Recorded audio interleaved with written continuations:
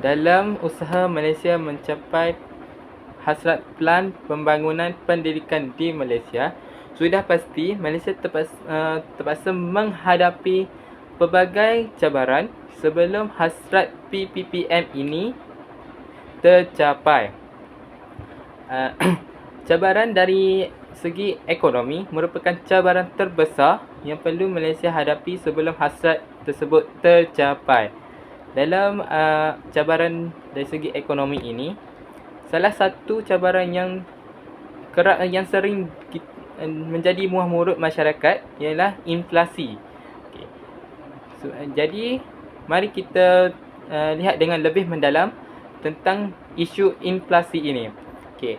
Apa itu inflasi? Inflasi menurut Kamus Dewan edisi keempat merupakan ditakrif sebagai keadaan harga barang yang bertambah tinggi disebabkan bertambahnya kuasa membeliannya. Secara umumnya, inflasi merujuk kepada kenaikan harga barang dari masa ke masa. Menurut Kamus Online Cambridge pula, inflasi ialah peningkatan harga yang berterusan secara umumnya. Inflasi ni secara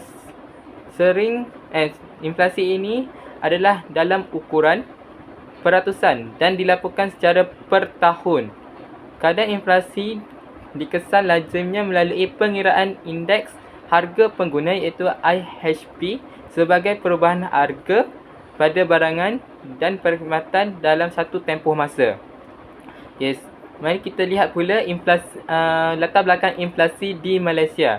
Menurut sejarah di Malaysia, kadar inflasi pada tahun 1985 ialah 0.4%. Namun, kadar ini telah meningkat pada tahun 1992 iaitu meningkat kepada 4.7% dan menurun kepada 3.5% pada tahun 1995 dan 36% bagi 9 bulan pertama pada tahun 1996.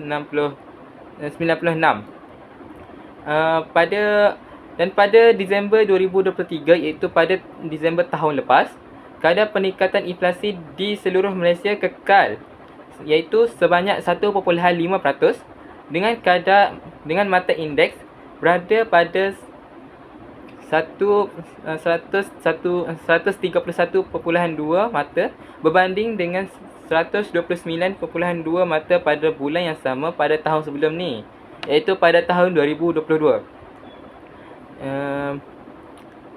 Menurut Datuk Seri Dr. Muhammad Uzim Muhyiddin, iaitu Ketua Perangkawan, berlaku peningkatan yang perlahan dalam restoran dan hotel,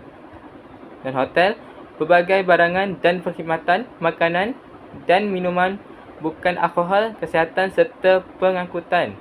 Inflasi di seluruh negara ini meningkat kepada 2.5% pada tahun 2023 berbanding dengan tahun 2022 iaitu 3.3%.